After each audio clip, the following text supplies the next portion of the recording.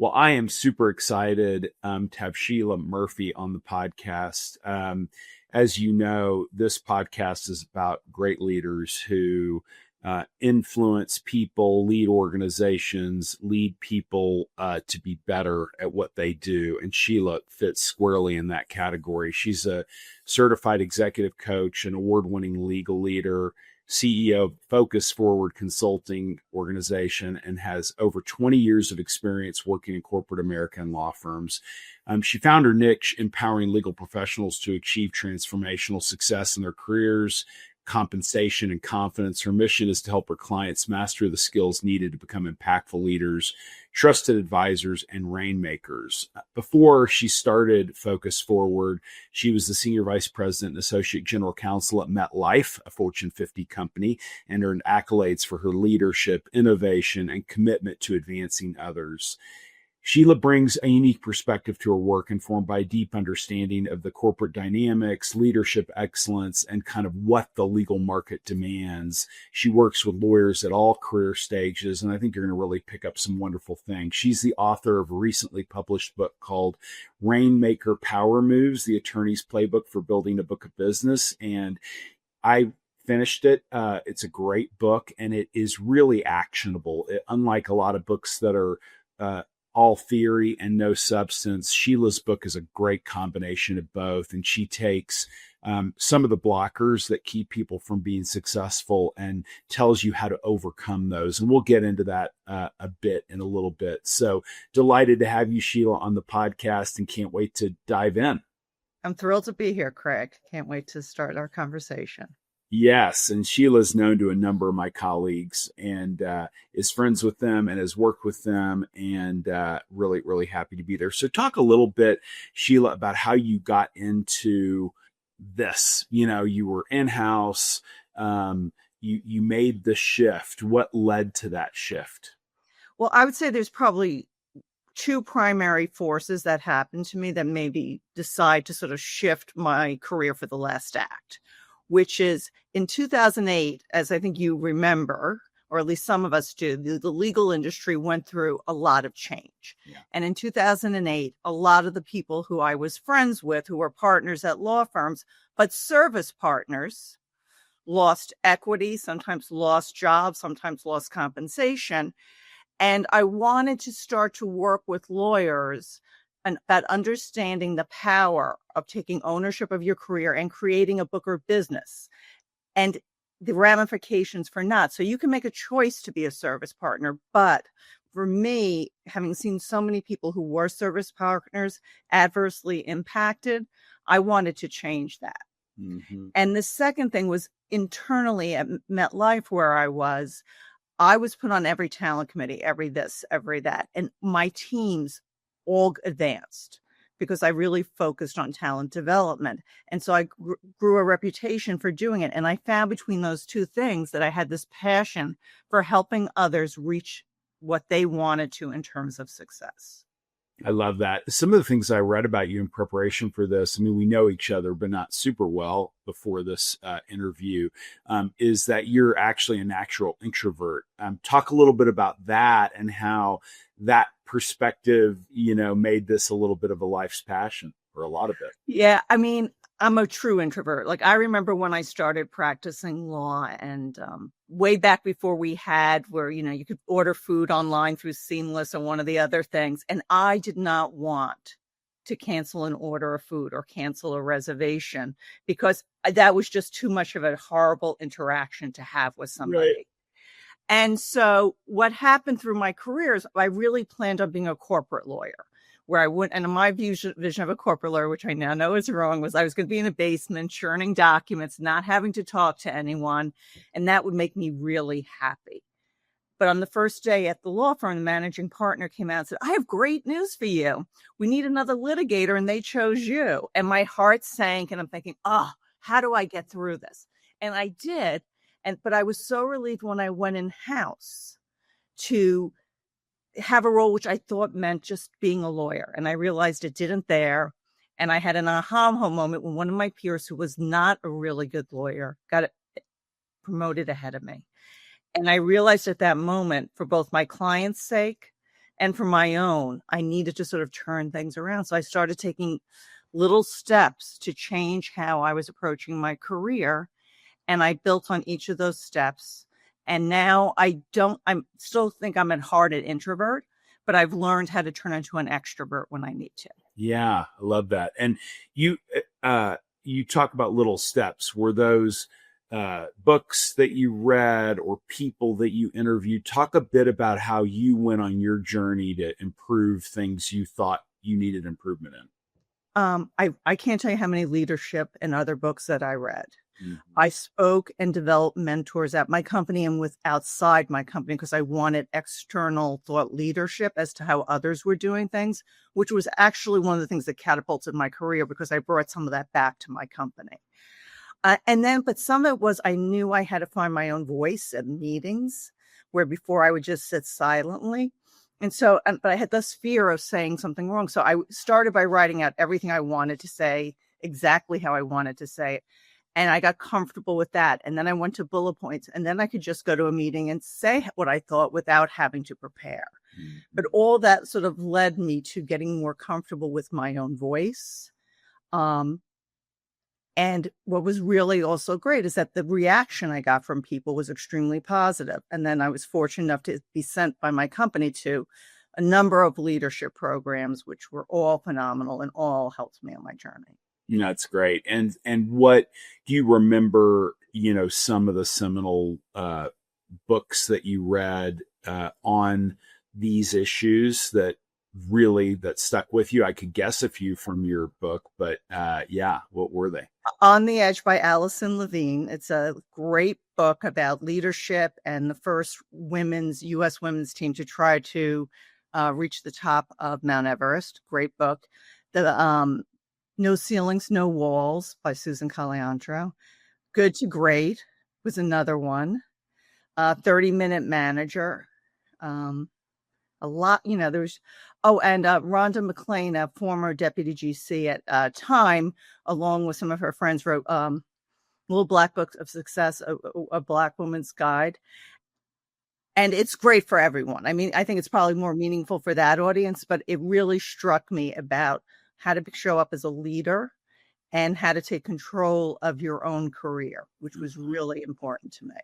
And I love your passion for, in particular, helping women succeed and advance their careers. I had on Allison Fergale, who you may know of or know, who wrote Likeable Badass. And her focus, again, I mean, it applies universally, just like all of your principles. But in particular, she addresses some of the blockers that she finds more typical to women in the profession and professional organizations. And I think, I always love to plug Allison's book because it like yours, it's a great one. And it approaches it from such a different standpoint, right? She's into the psychology of it all. And so, and less about lawyer. I mean, she's not a lawyer.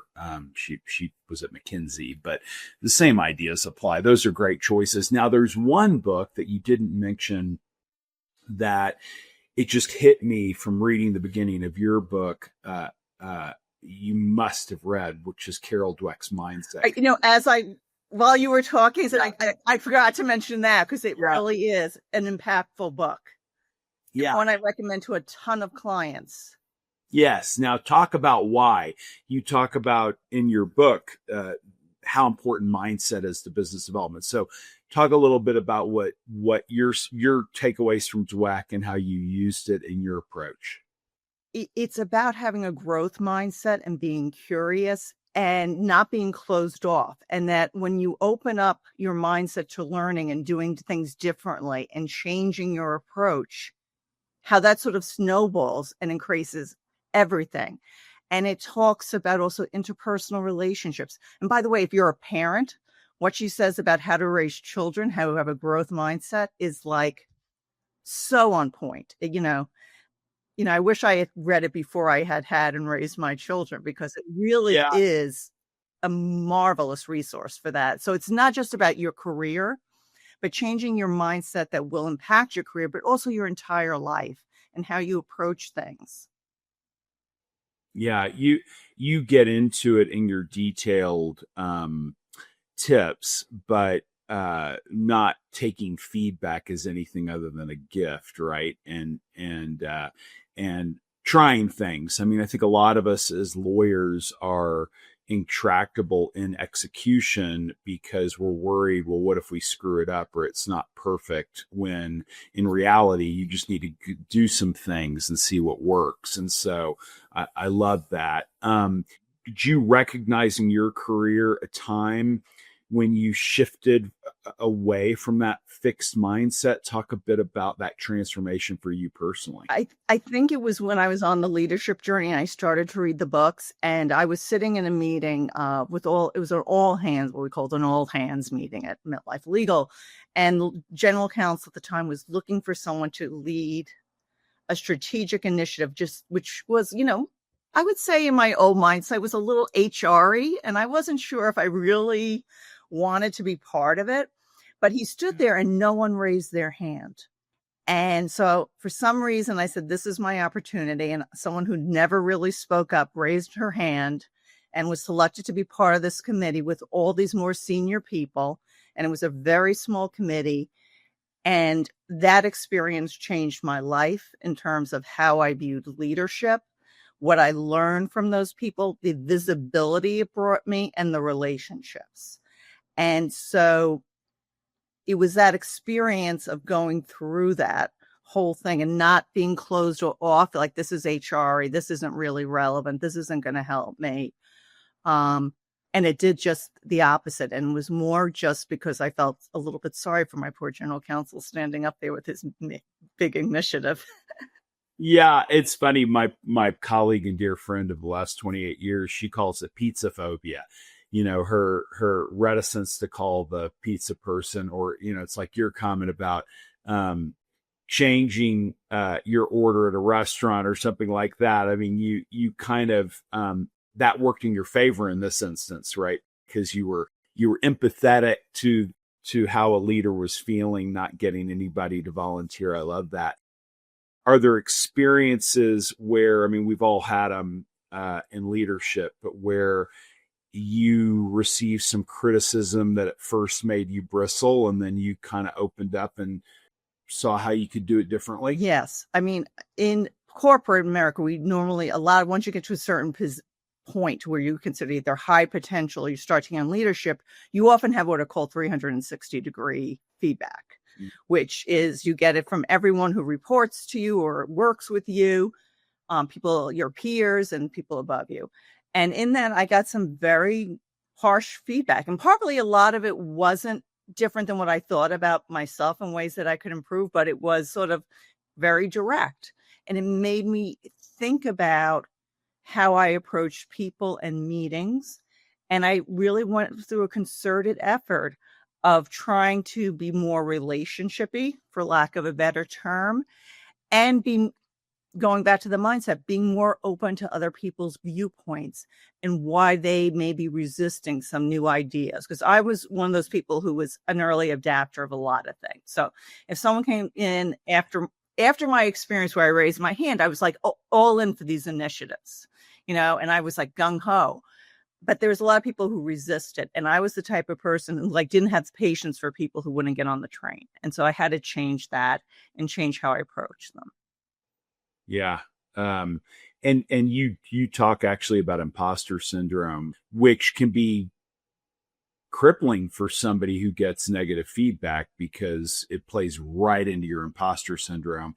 Talk a little bit about, what you're seeing when you do your coaching, on, you don't need to personalize this for you, but where you're seeing people with imposter syndrome, and what steps do you take to overcome that so you can keep this growth mindset and take on criticism without it feeding your worst fear? I mean, I talk to people about when they get that negative feedback, a lot of times people shut down rather than embrace it. And they also feel like everything has to happen in that moment. And sometimes in those moments, you're not capable of that growth. So it's okay to say, you know what, I'm taking in what you said. I really think I need to think about this. Can we continue the conversation tomorrow, next week? And then think about it And think of it from the point of view that the person isn't intentionally trying to hurt you, but think about them coming from a place of good. And then be curious as to what they say. And then you can start to dig into, I don't quite understand what you're saying. Because sometimes when we get feedback, doesn't seem on point. Like they'll say something like, you're not very strategic. And you think you've been strategic. So what you really need to ask is, well, what would strategic look like as opposed to what I'm doing? And really be curious and dig in. But again, we can't always do that in the moment. So give yourself a little grace to take a moment and come back. I mean, I had an example of one gentleman who got some negative feedback from me, constructive perhaps. And he came in after that weekend. He said, you know what? I've been thinking about it and I really want to work on this. And he went on to be really, really successful. You know, people appreciate when they give feedback and you act on it. That's my best way of putting it. No, you talk about that a lot in the book, that, you know, if you ask someone to coach you, mentor you, or a client to give you feedback, if you don't act on it, you're wasting everybody's time, including your own. It's so interesting. I want to highlight the point you made about what I would call semantics, which, you know, we're lawyers, so we think we know what people mean by the words they say.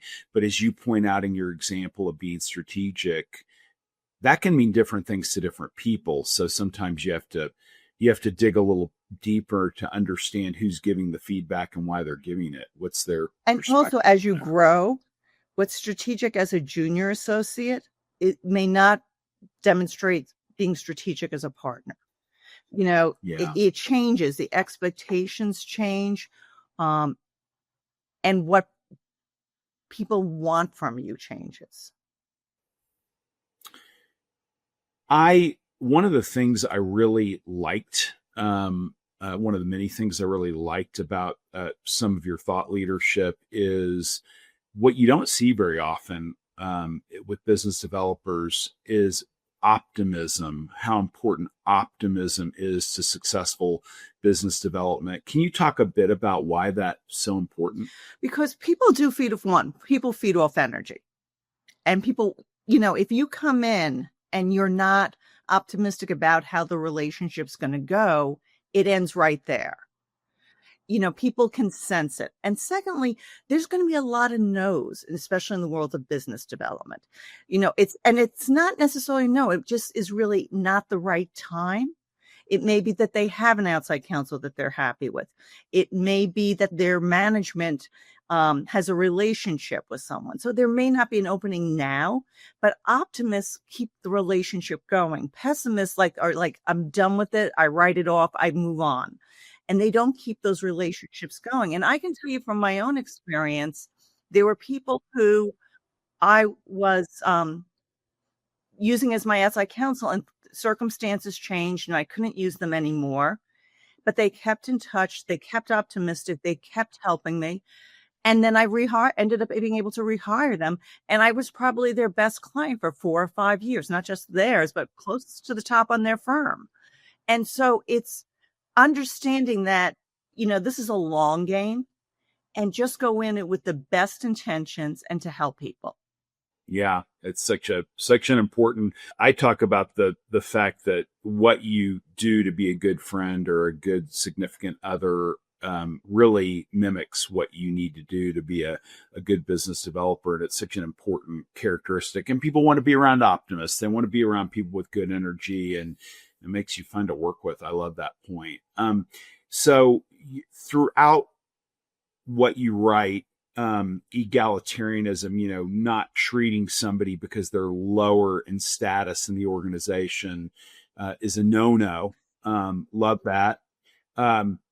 But there are plenty of young lawyers sitting out there, and they're saying, well, gosh, you know, business development is being emphasized earlier and earlier. How can I get somebody of the caliber of a Sheila in the in-house legal department of a Fortune 50 company to talk to me? Like how do you start when let's just say you're a junior associate and you want to start to think about business development? What would you say are the first steps, the baby steps? the baby steps is relationship building. And that means relationships like with people you went to law school with, people who may be at other firms now, but they may go in-house. There is various times where people change, and starting to develop those relationships. And then if you're on a matter, don't shoot for the GC, because by the way, the GC may not be there in 5 years. They may be retired. They may have gone into another company.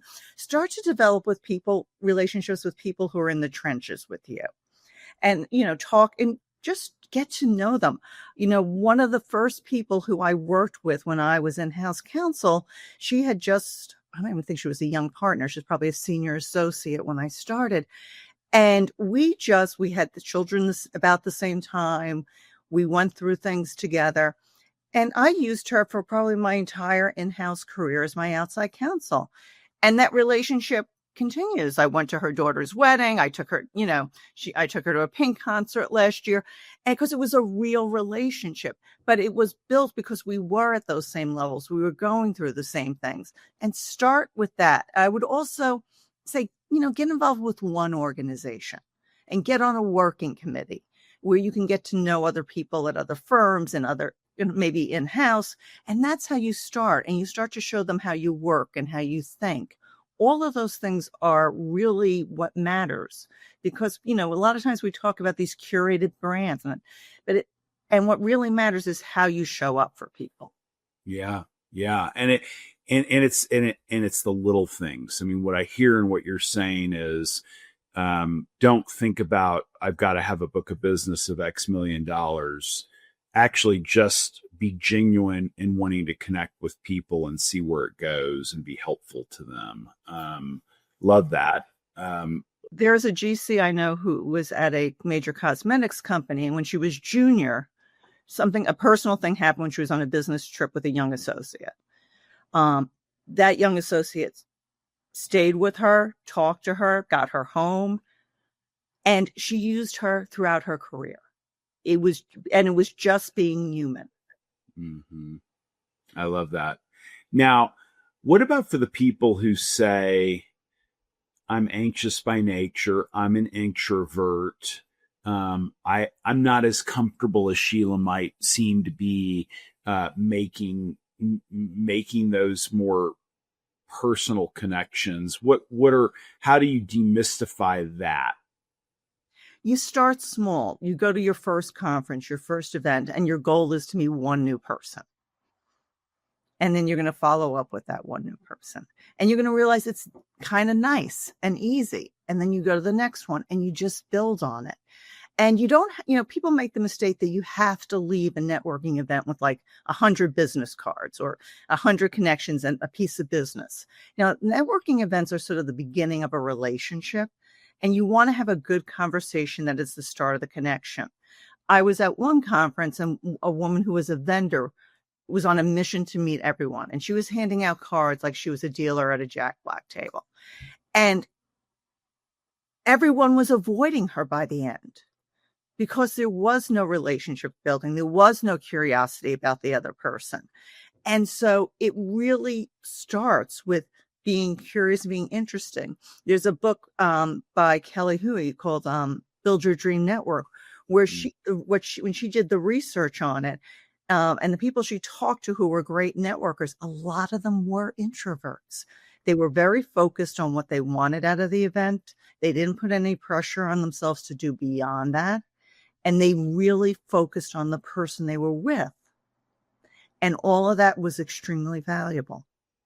I really love that. I don't know if you've read the David Brooks book he just came out with. He basically talks about how to have that curiosity, that he would approach conversations with people and he would one up them. Anytime they were speaking, he was thinking about a comparable experience he had or, a point he was making. What are tricks that you've come up with? Because I think curiosity is such an important theme in making a connection with another person. How do you learn how to ask the right questions and good questions that create depth in a conversation? Do you have tips? Open-ended questions, what and how, listening to what that person said, and not just going through sort of what you think is your canned elevator speech. So being able to be interested in what people are talking about. And I tell people, when you follow up with someone, reference that conversation and reference it when you talk to them. And it doesn't have to be a business connection or business topic. If someone says they're going to Rome next week and you know someone who was just in Rome, get the list of restaurants to send them.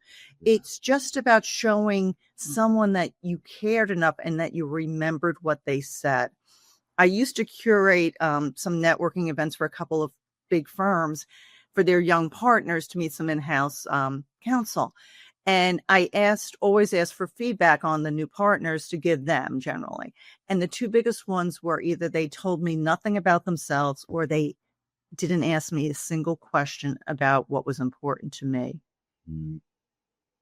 Yeah, right. You don't feel like, doing your homework is part of it, right? If they actually come in and know who you are and kind of know what you're interested in, they tap into some of those issues. But there are so many transactional interactions, and you want to be with somebody who's not transactional. Really, really like that point. When one of the things, and you have it in your appendix, but you actually give somebody a business plan template. And I always hear the comment from people, I made a business plan, it was detailed, but it kind of sat there and gathered dust and then became obsolete.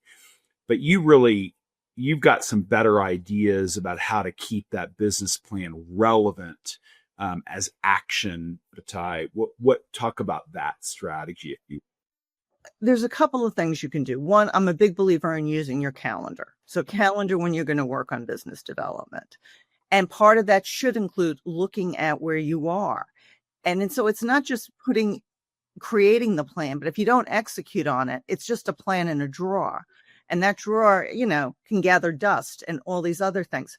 So I'm really a person who believes in looking at it and figuring how to execute it and using resources like your business development department, young associates, using people who can help you with content creation, because especially in the world that we live in today, you need to reinforce that content connection so that people remember who you are and what you do. I also believe you can have an accountability partner. Find someone who's at the same level as you, maybe in a different area, and meet once a month and go through where you are on your plans. Have a mentor, have a coach. There's all different ways to build an accountability. But the important thing is if you don't build it in, nothing's going to change. If you have a plan, but you don't execute on it, then you didn't really have a plan. You just wasted a lot of time. Yeah. Yeah. Fewer words, more action, and more evolution of the plan. You and I were introduced by my great partner and a wonderful leader at our firm, April Boyer. And you really see, I've watched her in action on this point from a young partner to where she is today in terms of, she says she's going to do something, she's going to do it. And when she needs resources, from, we call it the client growth team. That's our word for business development. She uses the client growth team, like, help me follow up with this and make a connection, whether it's internal or external. So I love that. And I see it from conversations I suspect you've had with April on that, and others. Now at a firm like K&L Gates, where I work, we also emphasize something you talk about a bit, which is your client isn't just an external general counsel. They are sometimes people who are your partners or your colleagues around the globe. Any best practices you would recommend for cultivating relationships with your peers at the firm, or even superior lawyers who are more senior, I should say, than you? First of all, lawyers love to be gone to for advice. So let me start with that. Yeah. And we love to give advice, and hopefully someone will take it. But figure out who are the ones that either you want to emulate in part their career, or you're impressed with their career, or people where you might have synergies in your practice. Identify those people who are the most meaningful to you for some reason and reach out to them and say, can I have 15 minutes to talk about your career? Or I'm just at this stage and I'm thinking about this. How did you get these experiences? And, it just starts very simply. Also, we lawyers now and then have egos. The other thing I tell people is listen to people who are on webinars, whether it's in-house or out or internal counsel, and then send them a note about something meaningful they said or something you're curious about. Because especially in this webinar world where everyone goes on Zoom and everyone shuts down, no one really follows up with it. It's not like when you're at a conference and everyone's waiting for you to talk to you after the stage. You sort of get off, the black boxes shut down, and you're not sure. So just reach out to people and say, wow, I really liked what you had to say. I am curious about some things. Can we have a conversation? And they'll either say yes or no. And if they say no, you know what? They probably don't think about it again.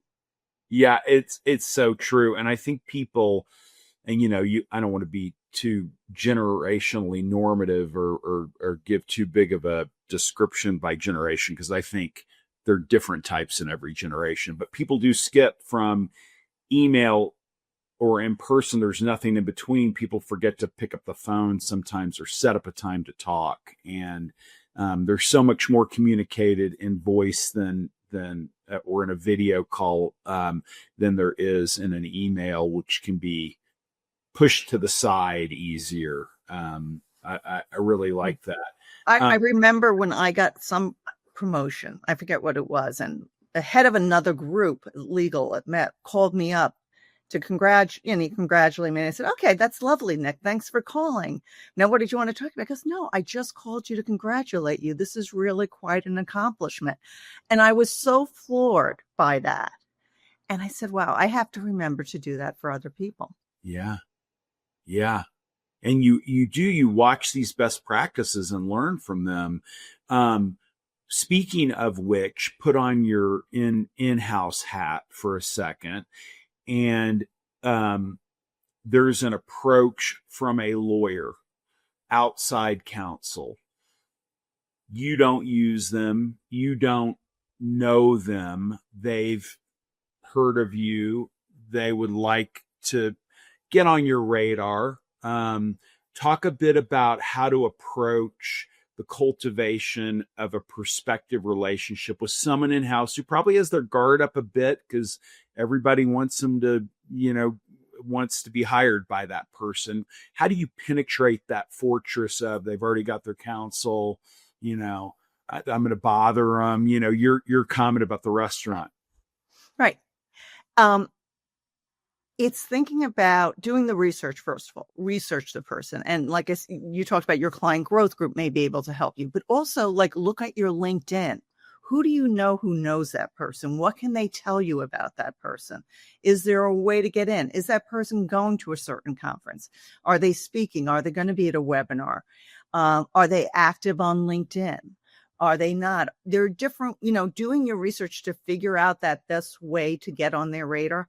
Is there an event that they might like to go to? Are you bringing in a senior legal executives from the insurance industry for an intimate dinner? Is there some way to do that? If you are doing a webinar on a legal topic, could they speak about the in-house perspective and what they're doing? These are just different ways of trying to develop the relationship in a natural way where there's something in it for both of you. And so those are some of the things. Or I've had people reach out to me saying, Sheila, I know you don't use this, but we're going to be doing a series of webinars on the issues that are most important to insurance companies, because that's where I was. And I would sit with the person and I would talk through what would be the topics and things that I would show up for. Mm-hmm. And during that, you just start to have a relationship, and then you can build on these things. This doesn't, it's not like you have the piece of cheese and the glass of wine at the event and then you hire someone. That happens now and then, but rare. Yeah. Yeah. It start to mimic working together, start to mimic how you would be a useful ally as an outside counsel. I really like that with specifics. So now I want you to put your coach hat back on and reflect on I'm sure you've coached hundreds of lawyers. talk about, without naming names, of course, challenging coaching versus, coaching where you really feel like you made a difference, and an example that people could understand how getting a coach, an accountability partner, really can make a difference. I was working with an outside counsel person who just could not ask for business. She didn't feel comfortable.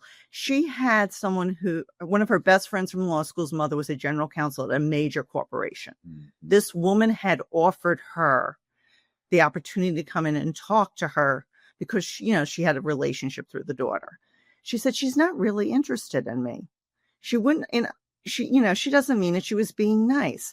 And so what I realized with this person is there were a lot of blockers in the mindset of taking advantage of opportunities and understanding that even if nothing came from this conversation, no piece of business, she was going to learn more about how in-house counsel think, what was important to them. This was someone who, as if she was at a conference with, could introduce her to other people. And so it was breaking down those walls. And so even though it was 6 months after she got the offer, because she told me about it later, she called her.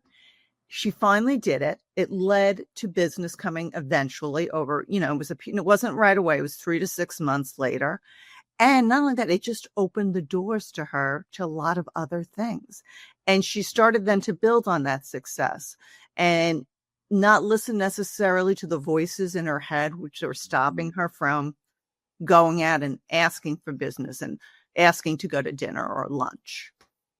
Yeah, I love that kind of assessing your own anxiety, like what are your blockers, identifying those first, and then moving forward. There's so much psychology in what you talk about. Do you use, I didn't see it, but do you use DISC or any of these other psychological profiles? And if so, I know that's more of the advanced course, but how do you think about the psychology of your target audience when adapting your style to that? I'm not formally trained in DISC, but I do use some of those things as to how people do. But it's not just it's also knowing yourself and how you think about things, not just the audience, but understanding that we're not a monolith in-house counsel. A lot of us have different points of view. And, so I did a lot of training within my internal team also on being able to flex your style, understanding your style, understanding others, and appreciating it. As a manager, when I left, I realized that my entire team we did an exercise on being purpose driven. And I'm like a baby boomer, and like I'm at the edge of baby boomer. So I was much more, you just sort of do things. My entire team was purpose driven. And that made me change my entire perspective of how I worked with them and how I focused on them. And so understanding what's important to every possible client and understanding how they operate and what they think about is really critical in terms of honing how you present yourself. What are the stories? If they're analytical, it may be more metric driven. If they're emotional or relationship driven, it might be talking about how you drive strategic relationships to complete complex transactions. So it's understanding how each person operates and modifying that. And that comes through what I call in some ways the courting phase. Mm-hmm. From when you meet someone until you start to ask for business, you're trying to gather information, both from them and if you have sources for other people of what makes them tick. Yeah. Yeah. And it gets back to that curiosity point that if you know how to ask questions, it just fills in the gaps in any research you've done in preparation for a meeting. It fills in some of those personality gaps. And sometimes, like you point out in the book, asking for examples of what lawyers you've worked with that were particularly good and why. What did they do so well? I like that. Any example, Sheila, of a big engagement that you helped a partner at a large law firm get, where, you know, it looked almost impossible, you know, and what lessons did you learn from watching that person realize, oh, it's not impossible, I can do this?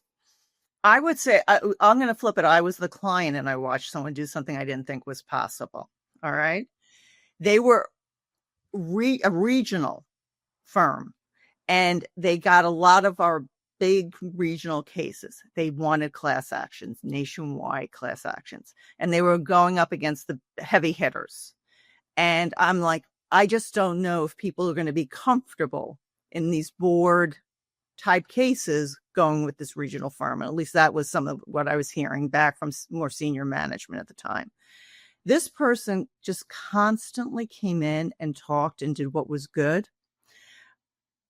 And the last class action that they were turned down for, about 6 months later, the Supreme Court came out with a decision, which wasn't on point. It was off point. But they developed an innovative argument from that decision that they thought could help us win the case. Win the case. Mm-hmm. And so they reached out. Now, remember, we had hired someone else. They reached out and sent me an analysis. That analysis we sent to the larger firm and they said this could work. We hired that smaller firm for the next class action. It was that showing of value and constant in that optimism. Like, it was never like, oh, Sheila, we're going to stop, submitting it, RFPs on class actions. There was never that. It was like, what can I do to be better? What is holding me back? And they just did it. And then by also doing this, I was able to introduce them to more people. They were able to get more business. And it ended up being, a very significant portion of their portfolio. Similarly, with some of my clients, when they're trying to do it, a lot of times they don't know how to open up the relationship and understand what's important to people. Mm-hmm. And so they come in with their fixed RFP, the fixed PowerPoint, that's for anyone. And they don't do what we were talking about, which is sometimes asking questions even before you go in to understand what matters. And so, like, I looked at some of the PowerPoints and things that they were submitting. I said, this is too detailed in terms of the legal stuff. You need to simplify. You can keep all the citations and stuff, but put it at the end. And they really focused on their strategy and what made them different than everybody else. Mm-hmm. And that's what they were told when they went back for feedback was the turning point, is that they understood what all the goals were of the company, and they built it into their strategy, and their strategy was different than all the other contenders. Yeah, it's a combination of, from what I'm hearing you say, persistence with doing your homework to make a bespoke value add to the client as they're assessing how you might do that work, which that's fabulous. Thank you. Great examples. So I want to end this great conversation, and thank you so much, with a question that relates to mentors, more senior lawyers, and at a big law firm or any other place, forget law firms, any organization, people want a mentor, as you say. We like to give advice, especially lawyers. What are some things, some tips that you would give those of us who want to be better mentors, better coaches? How can we do that? It's not all about supplying the answers. I think, because we do love giving advice. You can tell this from me, going on about, my thoughts on this today. But when you're in that coaching or mentoring relationship, you want to encourage the other person to come up with some of the ideas, to think about what they could be doing differently. A lot of, what are you thinking you can do to solve the problem? Have you thought about, how would you handle this aspect of it? What are you thinking about there? Because when you just give them the answer, then you're telling them what to do. But if you start to teach them how to think differently, then you're really making a long-lasting impact. What a beautiful point to end on. This has been a really wonderful conversation, Sheila, and I encourage all of you who are looking for a framework for a roadmap of action to pick up Sheila's book. It's really good. I got mine on Kindle, but you can get it through Amazon or whatever. And Sheila, I can't thank you enough for your time, and all of your answers were so specific and not always what I expected. So I love it. I love your approach to this and how practical you are and nuanced. So thank you so much. Thank you for having me.